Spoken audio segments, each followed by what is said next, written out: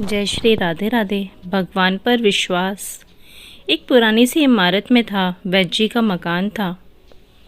पिछले हिस्से में रहते थे और अगले हिस्से में दवाखाना खोल रखा था। उसकी पत्नी की आदत थी कि दवाखाना खोलने से पहले उस दिन के लिए आवश्यक सामान की चिट्ठी मैं लिख कर देती थी।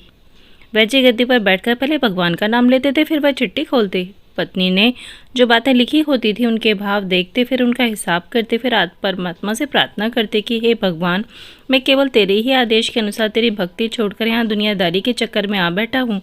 वैद्य जी कभी अपने मुंह से किसी रोगी से फीस नहीं मांगते थे। कोई देता था, कोई नहीं देता था, किंतु एक बात निश्चित थी कि जो ही उस दिन के आवश्यक सामान खरीदने योग्य पैसे पूरे हो जाते थे, उसके बाद वह किसी से भी दवा के पैसे नहीं लेते थे, चाहे रोगी कितना भी धनवान क्यों ना हो।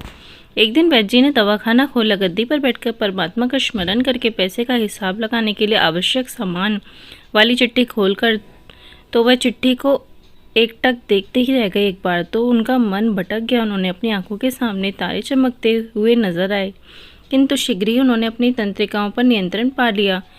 आटे, दाल, चावल आदि के बाद पत्नी ने लिखा था, बेटी का विवाह 20 तारीख को है। उसके दहेज का सामान कुछ देर सोचते रहे, फिर बाकी चीज़ों की कीमत लिखने के बाद दहेज के सामान लिखा। यह काम परमात्मा का है, परमात्मा जाने। 1-2 रोगी आए थे, उन्हें वैद्य जी दवाई दे रहे थे। उसी दौरान एक बड़ी सी कार उनके दवाखाने के सामने आकर रुकी। वैद्य जी ने कोई खास तवज्जो नहीं दी क्योंकि कई कारों वाले उनके पास आते रहते थे। दोनों मरीज दवाई लेकर चले गए। वहाँ सूट बूट साहब कार से बाहर निकले और नमस्ते करके बेंच पर बैठ गए। वैद्य जी ने कहा कि अगर आपको अपने लिए दवा लेनी है तो इधर स्टूल पर आएं ताकि आपकी नाड़ी देख लूं, और अगर किसी रोग की दवाई लेकर जाना है तो उसकी बीमारी की स्थिति का वर्णन करें। वह साहब कहने लगे, वैद्य जी आपने मुझे पहचाना नहीं। मेरा नाम कृष्णलाल है, लेकिन आप मुझे पहचान भी कैसे सकते हैं, क्योंकि मैं 15-16 साल बाद आपके दवाखाने में आया हूँ। आपको पिछली मुलाकात का हाल सुनाता हूँ, फिर आपको सारी बातें याद आ जाएंगी। जब मैं पहली बार यहाँ आया था तो मैं खुद नहीं आया था, अभी तो ईश्वर मुझे आपके पास लेकर आया था, क्योंकि ईश्वर ने मुझे पर कृपा की थी और वह मेरे घर आबाद करना चाहता था। हुआ इस तरह था कि मैं कार से अपने प्रत्येक घर जा रहा था। बिल्कुल आपके दवाखाने के सामने हमारी कार का पंचर हो गया। ड्राइवर कार का पहिया उतारकर पंचर लगवाने चला गया। आपने देखा कि गर्मी में कार के पास खड़ा था, तो आप मेरे पास आए और दवाखाने की ओर इशारा किया और कहा कि इधर आकर कुर्सी पर बैठ जाएं। अंधा क्या चाहे, 2 आंखें और कुर्सी आकर बैठ गया। ड्राइवर ने कुछ ज़्यादा ही देर लगा दी थी। एक छोटी सी बच्ची थी भी वहाँ आपकी मेज़ के पास खड़ी थी और बार बार कह रही थी, चलो ना बाबा, मुझे भूख लगी है। आप उससे कह रहे थे कि बेटे थोड़ा धीरज करो, चलते हैं। मैं ये सोचकर इतनी देर से आपके पास बैठा था, मेरे ही कारण आप खाना खाने भी नहीं जा रहे थे।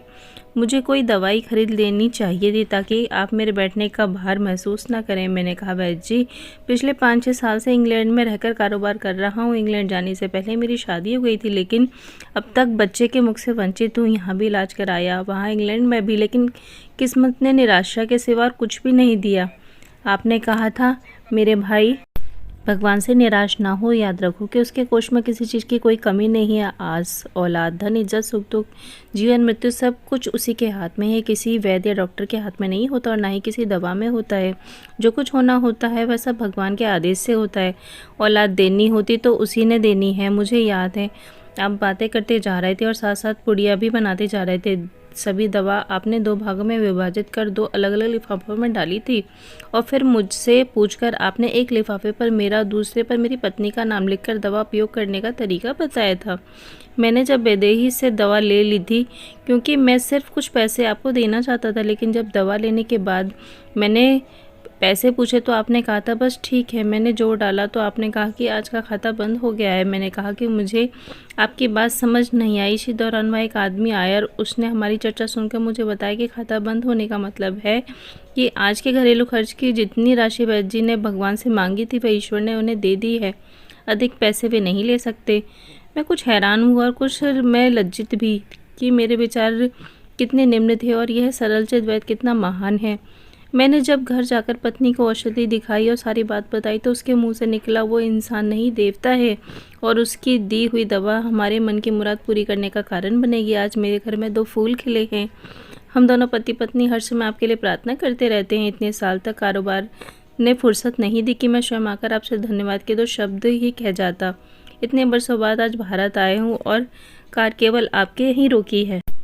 वैद जी, हमारा सारा परिवार इंग्लैंड में सेटल हो चुका है। केवल मेरी एक विधवा बहन अपनी बेटी के साथ भारत में रहती है।